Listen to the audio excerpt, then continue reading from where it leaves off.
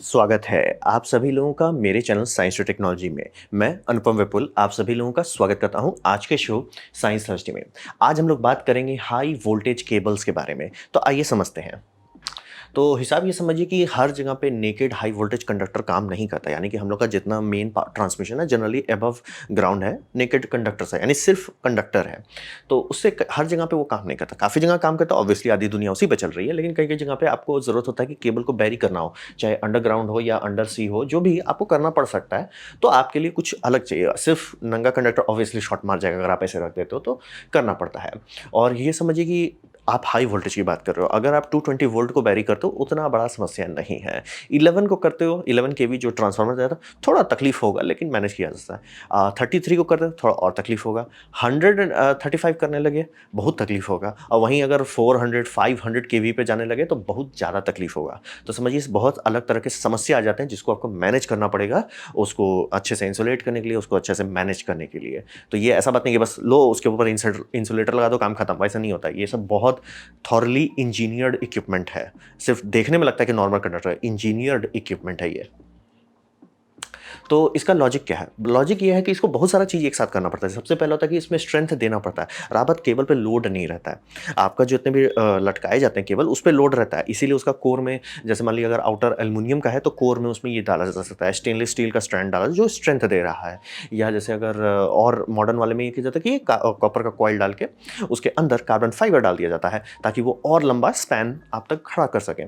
तो वहाँ पे आप पे स्ट्रेन है, स्ट्रक्चरल लोड आप पे पड़ रहा है। यहाँ पे वैसा नहीं है, लेकिन फिर भी इसका ये मतलब नहीं है केबल हल्का बना सकते हो, क्योंकि ये सब केबल को बहुत ज़्यादा स्ट्रेन झेलना पड़ता है जब इसे बिछाया जाता है। क्योंकि आप समझ रहे हैं, मशीन खींच खींच के इसको बिछाता है, ऐसा ऐसा देख रहे हैं, खींच खींच के इसको बिछाया जाता है। ये आदमी नहीं खींच सकता, ऑब्वियसली कई टन तक का होता है। तो इसको खींच खींच के जो ले जाया जाता है तो उस पर स्ट्रेन पड़ा। अब मान लीजिए उस आपने इतना कमजोर बनाया था कि भैया इसमें लोड तो पड़ेगा नहीं, मैं रख देता हूँ, क्या बिगड़ रहा है। बात है जैसे खींचने टाइम ही अगर ये स्ट्रेन हो गया या इंसुलेटर ब्रेक कर गया कहीं पर, तो आप तो स्वाहा हो जाएगा। जैसे ही ट्रांसफार्मर ऑन किया जाएगा बूम हो जाएगा। तो ये समझना बहुत जरूरी है कि इसमें मजबूती काफ़ी देनी होती है। ऐसा नहीं कि बस बना दो, मजबूती होनी चाहिए। और प्रोटेक्शन अगेंस्ट एलिमेंट, एलिमेंट में कुछ भी आ सकता है, जैसे कि आपका अगर मिट्टी बालू है तो वो सब नुकसान ना पहुंचाए। उमस है, मॉइस्चर है, सी वाटर है, जो भी है, मतलब जिस जगह के लिए सेलेक्ट किया जा रहा है उसके हिसाब से बनाया जाएगा, वो सब इसको मतलब नुकसान ना पहुंचा सके, अंदर का कंडक्टर को कुछ हो ना सके, वो किया जाता है। और फिर रेजिस्टेंस टू इलेक्ट्रिकल फेलियर, ये सब केबल इसलिए बोल रहा हूँ कि केबल सिर्फ ऐसा नहीं कि कंडक्टर है उसके ऊपर इंसुलेटर है, एक पूरा इलेक्ट्रिकल डिजाइन डाला जाता है ताकि इस तरह का फॉल्ट ना आए। मतलब अब रहा बात केबल ही है, भगवान बनाया हुआ नहीं है, बिगड़ सकता है, शॉर्ट हो सकता है, कुछ भी हो सकता है। तो वो सबको भी मैनेज कर सके और सेफली, क्योंकि ये सब केबल में कई मेगावाट तक जाते हैं। तो छोटा सा भी फॉल्ट बूम करेगा, आग नहीं लगाएगा, स्पार्क नहीं करेगा, बूम कर देगा, सीधे सीधे बूम कर देगा। तो इसीलिए इलेक्ट्रिकल फॉल्ट का ऐसा होना चाहिए कि हम संभाल लेंगे। और रहा बात कि अगर ऐसा जगह आप समुद्र में अनचर आप डाल दे रहे हैं केबल, तो ऑब्वियसली आप वहां जाके रिपेयर करने में आपकी बैंड बच जाने वाली है। तो क्या किया जाता है, उसको दोबारा उठा के लाया जाता है, बोट के ऊपर रिपेयर करना पड़ता है। तो आप चाहोगे कि वो सब ना करना पड़े। तो लॉजिक ये होता है कि सिर्फ ऐसा नहीं, ये तार है, इंसुलेटर है, काम खत्म। आपको ऐसा बनाना है कि मजबूती रह सके, ऐसा बनाना है कि कोई भी एलिमेंट इसका स्वाहा ना कर सके। कुछ कुछ केसेस में बहुत ज़्यादा स्ट्रॉन्ग मटेरियल दिया जाता है कि जैसे मान लीजिए कि कोई गलती से इसको शार्क ना खाने लगे या चूहा हुआ इसको उतर ना दे, तो वो सब सोचना पड़ता है। और इलेक्ट्रिकल फॉल्ट कितना हाई वोल्टेज है, कितना हाई स्ट्रेन है, कितने मेगावाट्स इधर से उधर जा रहा है, उसके हिसाब से डिज़ाइन किया जाता है। तो लॉजिक है इसमें, मतलब ऐसे नहीं बस खरीद लीजिए। जनरली ये सब कस्टम ऑर्डर रहते हैं, खासतौर पर हाई पावर के लिए आपको बोलना पड़ता है कंपनी को कि, और मतलब ये सब बल्क ऑर्डर में टाइप मटेरियल नहीं है, कंपनी के पास टूल है, आप बोलिए कितना मीटर चाहिए हम बना के दे देंगे। तो अब आते हैं इसका कंस्ट्रक्शन में। तो सबसे पहला कंस्ट्रक्शन होता है कि आप कंडक्टर चूज करते हो।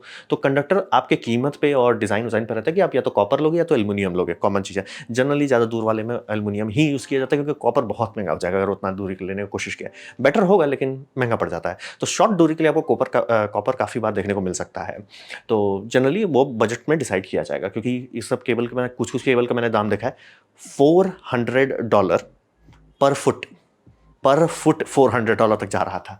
तो समझना बहुत ज़रूरी है कि तिगड़ा माल होता है। अब रहा बात कि कंडक्टर स्टैंडर्ड होते हैं, सॉलिड कोर नहीं दिया तो मोड़ ही नहीं पाएगा कोई उसको, तो स्टैंडर्ड रहते हैं। अब स्टैंडर्ड खुला दे देंगे काम नहीं करेगा, तो उसको थोड़ा सा कंप्रेस्ड स्टैंडर्ड कहा जाता है। ठीक है। अब रहा बात कि अगर आप थोड़ा सा सीरियस हैं, आप थोड़ा सा और टाइट चाहते हैं, आपका डायमीटर, फाइनल डायमीटर थोड़ा और छोटा हो सके, तो कॉम्पैक्ट स्टैंडिंग किया जाता है। ये ज़्यादा बेटर होता है लेकिन महंगा होता है। तो अब डिसाइड किया जाएगा। और रहा बात कि खुला तार कभी नहीं दिया जाएगा, मतलब वो हमेशा उसको कंप्रेस किया जाएगा, क्योंकि अगर नहीं ये कंप्रेस करते हैं, ठीक है, तो यहाँ पे गैप जो बनेगा वो इतना जगह है कि वहाँ कोरोनल आर्क होने लगेगा, लिटरली वहाँ शॉर्ट होने लगेगा। मतलब थोड़ा सा गैस भी वहाँ ट्रैप हुआ, वो धीरे धीरे वहाँ आर्किंग करके स्वाहा कर देगा आपका केबल। केबल आपका अंदर से स्वाहा हो गया।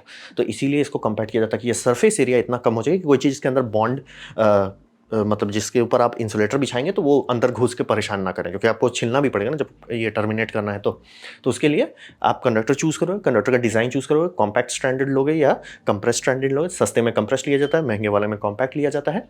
और इसके ऊपर आप सेमी कंडक्टर लेयर लगाओगे। इसीलिए बोला था हाई वोल्टेज में तिगड़म बदल जाता है। तो अब बोले सेमी कंडक्टर लेयर क्यों लगाया जा रहा है? तो आप ये जो कंडक्टर देख रहे हैं, ये कंडक्टर में बहुत ज़्यादा पोटेंशियल है, बहुत ज़्यादा पोटेंशियल है। मतलब आराम से 135 केवी हो सकता है या उससे भी ज़्यादा हो सकता है। 500 केवी है, 600 केवी है। तो वो सब इतना ज़्यादा पोटेंशियल है कि इसके तुरंत बगल में अगर आप जाएंगे तो इलेक्ट्रिक फील्ड जीरो नहीं होता। जैसे कि अगर आपका बहुत नज़दीक मतलब हाई पावर केबल है, उसके अगल में आप हाथ ले जाएंगे, वो झटका लग जाएगा। क्यों? एयर के पास उतनी एबिलिटी नहीं है कि रोक दे उतना पर। सेम इसके ऊपर जो इंसुलेटर लगाया जाता है उसका भी लिमिट है कि इंसुलेटर के बाहर पे झटका नहीं लगेगा, लेकिन अगर इंसुलेटर के अंदर है तो झटका लगेगा। क्यों? वोल्टेज बहुत हाई है। तो सब ये जो आप सेमी कंडक्टर लेयर लगाया जाता है उसका काम होता है स्ट्रेन घटाना। बात है कि जितने भी पीक हैं वहाँ पे इलेक्ट्रिक फील्ड फोकस होने लगेगा। अब रहा बात कि वो इंसुलेटर पे लोड डालेगा, वहाँ पे एक दिन में कुछ नहीं होगा, लेकिन लोड पड़ते पड़ते पड़ते पड़ते वो वहाँ पे डिफेक्ट क्रिएट कर देगा। तो जैसे आप सेमी कंडक्टर ले डाले, ना तो वो पूरी तरह से कंडक्टिव ना तो पूरी तरह से इंसुलेटर है, तो लाइन जो है, जो फील्ड लाइंस जो ऐसा आप देख रहे हैं, ये पूरी तरह से डिस्ट्रीब्यूट होता है, आराम से फैल जाता है। ताकि अरे इधर थोड़ा सा तकलीफ हो रहा है, कंप्रेसर, कोई भी लाइन नेचर में हर चीज़ अपने आप का इक्विलिब्रियम खोजता है। तो आपको है बस वो रास्ता दे देना है कि भैया तुम चिल मारो ना, काहे काहे फोकस कर रहे हो, चिल मारो। तो ये कंसंट्रेशन की जगह पे वो आराम से इक्विलिब्रियम हो जाए। तो ये आपको जाता है सबसे पहला लेयर, सेमीकंडक्टर लेयर, जिसका काम होता है स्ट्रेन घटाना, ताकि ये सब स्पॉट्स जो है हॉट स्पॉट ना बन जाए। क्योंकि वहाँ अगर हॉट स्पॉट बना, इंसुलेटर स्वाहा हो जाएगा। जो इंसुलेटर आपका 40 साल चलना चाहिए वो 15 साल के अंदर स्वाहा हो जाएगा। पहला वो गया। अब आता है इंसुलेटर, मतलब जो एक्चुअल इंसुलेटर है। आप डिसाइड करोगे कितना टका देना चाहते हैं, कितना खर्चा करना चाहते हैं, और ये डिफाइन करता है आपका वोल्टेज कितना होगा। क्योंकि क्रॉस सेक्शन जो है, आप सोचोगे कि मान लीजिए क्रॉस सेक्शन का कैपेसिटी है 100 एम्प का, तो 100 एम्प पे आप 100 केवी भेज सकते हो, 200 केवी भेज सकते हो, 500 केवी भेज सकते हो, या 1200 केवी भेज सकते हो। ऐसा आप सोचोगे। हवा वाले में ऑलमोस्ट ऐसा किया जा सकता है, खासतौर पे अगर उसका इंसुलेटर बफर लेके बनाया गया हो तो। लेकिन प्रॉब्लम ये होता है कि यहाँ पे आप इंसुलेटर एक्चुअल थिकनेस की बात कर रहे हैं, और रहा बात कि उसका टका आपको देना है, उसका ट्रांसपोर्ट आपको देना है, उसका मटेरियल, ये सब सस्ता नहीं होता, बहुत महंगा मटेरियल होता है। यही वोल्टेज डिफाइन करता है कि ये अंडरग्राउंड केबल कितना संभाल सकता है, वो डिफाइन करेगा इंसुलेटर लेयर। इंसुलेटर लेयर पे आपको बता, इंसुलेटर अगर 1 इंच का है तो करीब करीब 135 केवी शायद बर्दाश्त कर ले, और अगर 2-3 इंच का है तो 600-700 केवी तक जा सकता है। वो डिपेंड करता है। और अगर बहुत अच्छा क्वालिटी का इंसुलेटर है तो बहुत कम थिकनेस पे ज़्यादा कवरेज दे देगा। तो वो आप डिसाइड करोगे। अब इसके बाद फिर से एक सेमीकंडक्टर लेयर लगाया जाएगा, इसलिए बोला ये तिगड़म वाला चीज़ होता है। अब तब जाके ये दोनों फील्ड लाइन, मतलब समझिए एक सैंडविच है, सेमीकंडक्टर, इंसुलेटर, फिर सेमीकंडक्टर, तो ये तीनों का जो सैंडविच बन रहा है, ये फील्ड लाइन को इक्वलाइज कर देता है। इसीलिए आपका केबल में हर तरफ इलेक्ट्रिक फील्ड, यानी जो पोटेंशियल्स हैं वो बैलेंस हो जा रहे हैं, चिल कर रहे हैं, कोई हॉटस्पॉट नहीं बन रहा है। बेनिफिट, आपका केबल में इस तरह का वाला सिचुएशन नहीं हो रहा है जा रहा कि फील्ड लाइंस अनबैलेंस है। फील्ड लाइन अनबैलेंस है यानी एक जगह हॉट बन रहा है, जहाँ हॉट बन रहा है वो आज नहीं तो कल सुहा हो जाएगा। तो उसको सुरक्षित करने के लिए आपको ये सैंडविच बनाना पड़ता है, सेमीकंडक्टर लेयर, फिर डाइलेक्ट्रिक आपका जो मतलब इंसुलेटर है, फिर सेमीकंडक्टर लेयर, तब जाके अब आते हैं उसके ऊपर ग्राउंडिंग लेयर लगाया जाता है, जिसे शील्ड लेयर भी कहा जा सकता है। अब ये ग्राउंडिंग का काम होता है कि लीकेज करंट को रोको, क्योंकि ये थोड़ा सा लीक करेगा ही, कोई भी इंसुलेटर आप ले लो थोड़ा सा लीक करेगा ही, करेगा ही। तो उसको, और यही इसीलिए बोल रहे थे कि वोल्टेज बहुत ज़्यादा है। अगर ये आप नॉर्मल केबल में आप देखते होंगे, ज़रूरी नहीं है कंडक्टिंग लेयर हो, नॉर्मल में तो आप सेमीकंडक्टर लेयर्स भी नहीं देखते हैं। लेकिन बात है जहाँ बहुत ज़्यादा हाई वोल्टेज की बात कर रहे हैं, जहाँ आप 100 केवी के आसपास बात करने लगे, ये ज़रूरी हो जाता है grounding layer.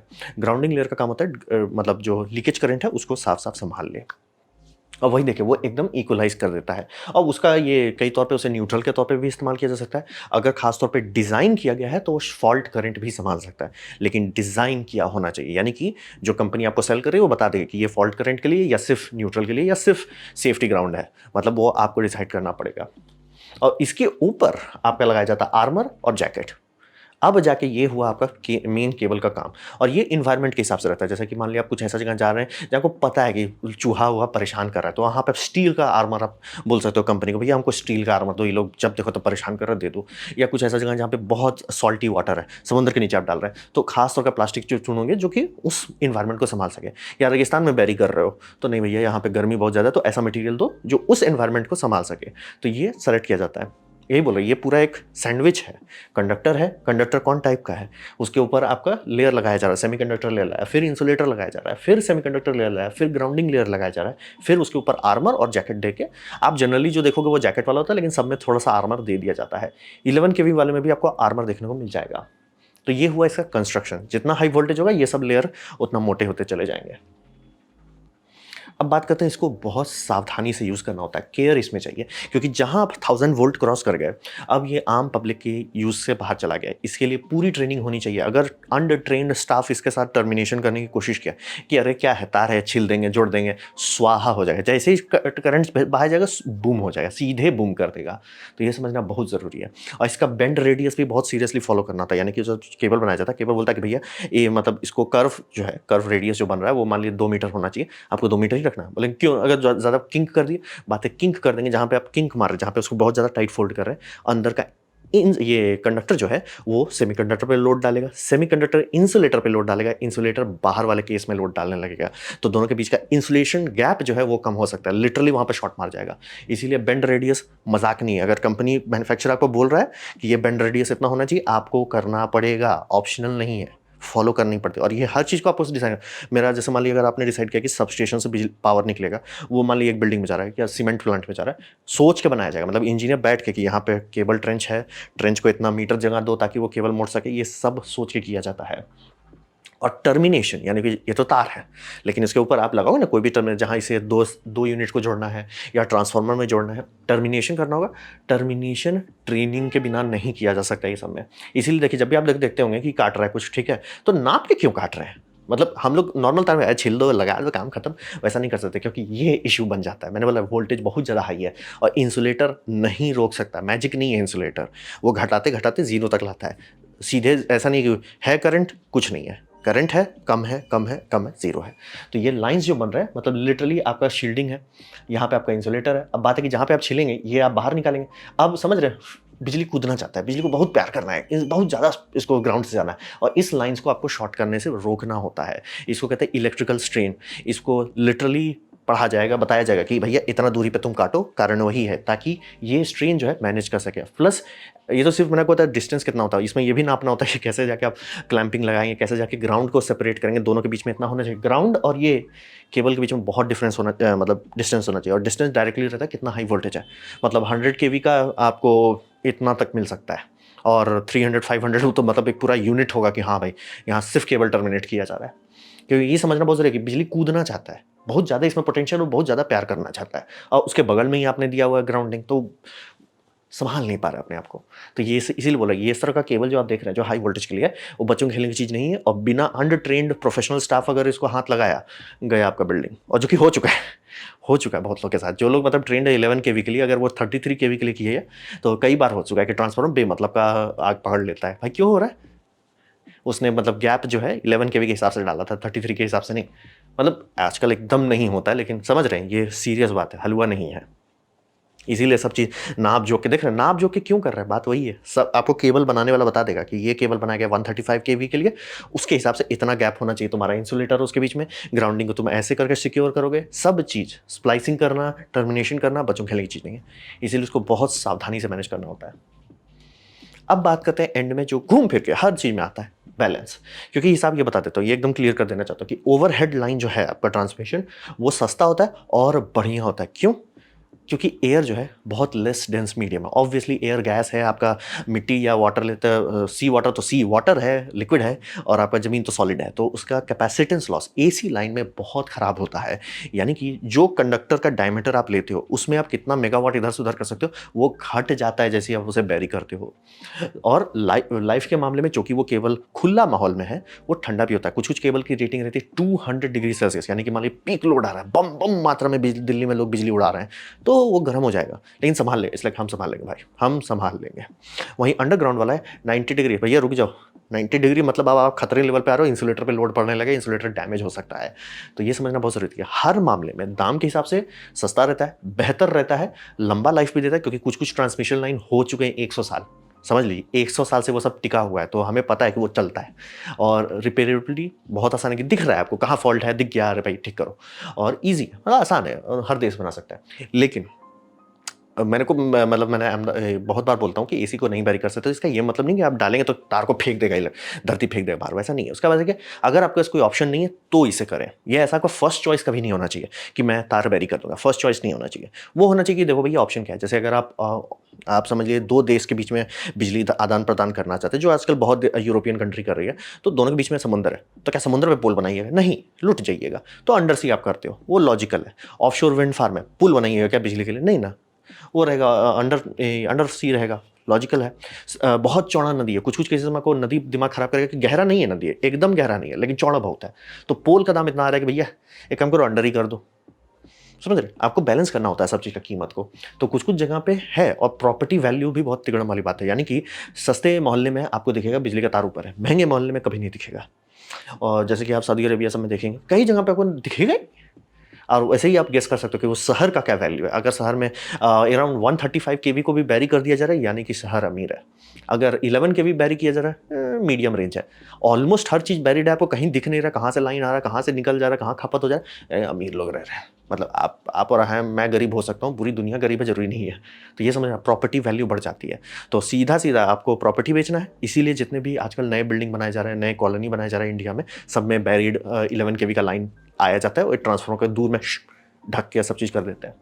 Property value sir, टका। फिर आपका ये हो जाता है कि आपका ऑफशोर विंड फार्म है, ऑप्शन ही नहीं है। क्रॉसिंग सी, समुद्र क्रॉस करना ऑप्शन ही नहीं है। और लैंड राइट इशू भी आ सकता है। जैसे कि मान लीजिए कोई किसान है, वो बोल रहा है कि मैं आपको क्यों बिछाने दूँ पोल, और इसका लैंड राइट का इशू आपको कई बार देखने लगेगा कि बिजली का लाइन आ रहा है, ठीक है, बिजली का पोल है, कोई रोड नहीं है, आराम से आप चल रहे हो रोड पे, मतलब रोड क्रॉस नहीं कर रहा है, साइड में है, पैरेलल है, और फिर जबरदस्ती का लाइन टेढ़ा हो गया है, मतलब हाई वोल्टेज लाइन की बात है, यानी कि वहाँ पे नीचे वाले एरिया में जमीन में खरीद बिक्री का झमेला हो गया, तो मतलब लिटरली इधर उधर करना पड़ जाता है। तो कई बार होता है, कई बार मतलब किसान बोलेंगे नहीं मेरे को ज़मीन पे आप इतना सा मतलब, और खासतौर पे बहुत हाई वोल्टेज का बहुत बड़ा एरिया आपका सुहा कर देता है, तो वो क्यों मैं सुहा करूँ, मैं क्यों अपना ज़मीन, मेरे अपनी रोजी रोटी पे क्यों लात मारूँ? तो उस सब केसेस में आपके पास हो सकता है कि लैंड राइट्स आपके पास मिल नहीं रहे, शांति से बैरी कर दो। महंगा होगा, नुकसान होगा, केबल पे भी आपको बार बार खर्च करना पड़ेगा, लेकिन ऑप्शन क्या है? और कुछ कुछ जगह पे जहाँ सेंस बनता है वो है वेदर हैजर्ड। जैसे मान लीजिए पेड़ उग गया, पेड़ ही प्यार करने लग गया तो दिक्कत हो जाएगा। फिर अगर बिजली गिरा, जहाँ कुछ कुछ जगह पे खूब बिजली गिरती है, तो वहाँ लिटरली जब देखो तब पोल पे शॉर्ट होते रहता है, तो उस सब केसेस में सेंस बनता है। तो यही समझना होता है कि अंडर सी अगर आपको ऐसा करना है, सस्ता नहीं है, लेकिन क्या यही एक सबसे सस्ता ऑप्शन है? तब लोग करेंगे उसको, क्योंकि अब और ऑप्शन क्या होगा? जैसे आप मान लिया मैंने बताया 80 किलोमीटर से जहाँ आप दूर जाने लगे, शांति से सब लोग लगे HVDC इस्तेमाल करो, और आप AC तो भेज भी नहीं सकते। 3-4 किलोमीटर, 5-10 किलोमीटर, और उसके बाद भी आजकल लोग तो सीधा बोलते हैं, क्योंकि कन्वर्टर स्टेशन का दाम इतना नीचे आ गया है कि भैया DC ही करो। और मैंने नीचे वीडियोस दे दिए, जर्मनी में है अराउंड 1.2 गीगा लिंक, 1.2 गीगावाट का लिंक है, वो अराउंड DC, उसमें दोनों तार बहुत क्यूट लग रहा था, प्लस माइनस का सिंबल बनाया हुआ था, नीचे दिया हुआ है। तो वही समझिए, हर चीज़ को बैलेंस करना होता है। आपको कुछ फायदा होगा, कुछ नुकसान होगा, आपको बैलेंस करना होता है। यही एंड में हमेशा थैनोस पे जाइए। तो ये था मेरा प्रेजेंटेशन हाई वोल्टेज केबल्स के बारे में, इंसुलेटेड केबल्स के बारे में। उम्मीद करता हूँ आपको अच्छा लगा, कुछ सीखने मिला, कुछ समझ में हुआ आया हो। अगर ऐसा है तो लाइक कर दे, दोस्तों शेयर कर दे, उससे मेरा काफ़ी भला होगा। नहीं अच्छा लगा, नहीं पसंद आया, कोई बात नहीं, आप डिसलाइक दबा सकते हैं, मैं कहूँगा डिसलाइक 2 बार दबाएं, उससे मुझे पता चलो कितना ना पसंद हुआ है। मैं आपसे कहूँगा कि कमेंट लेके मैं हर कमेंट को पढ़ने की कोशिश करता हूँ। आपसे कहूँगा सब्सक्राइब कीजिए, बेल दबाइए अगर आप फ्री हैं तो। आपने मेरा वीडियो देखा, जान के मुझे बहुत खुशी हुई। धन्यवाद।